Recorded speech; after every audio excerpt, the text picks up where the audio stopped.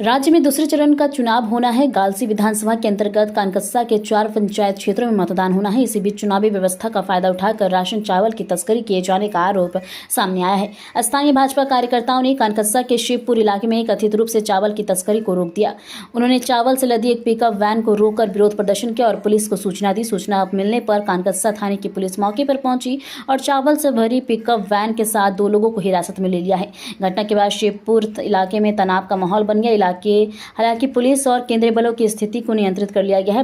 भाजपा नेता रमन शर्मा ने आरोप लगाया कि तृणमूल के संरक्षण में राशन चावल की तस्करी हो रही थी। उनका कहना है कि इस घटना से साबित होता है कि राज्य में तृणमूल के समर्थन से चोरी हो रही है।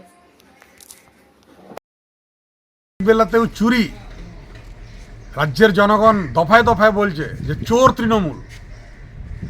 ভোটের একদিন আগে চুরি করে নিচ্ছে তৃণমূলের নেতা গরিব মানুষের চাল। বিদায় বেলাতেও চুরি করাটা ছাড়ছে না।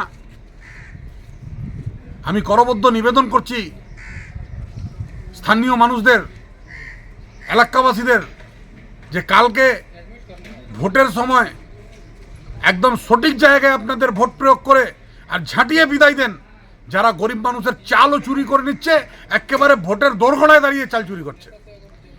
নির্লজ্জ একটি দল, বলার কোনো ভাষা নেই।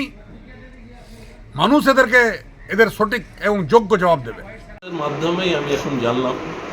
আর বিজেপির তো কোনো খেদে কাজ নাই, যা ঘটবে সেটা বলবে তৃণমূলই করেছে।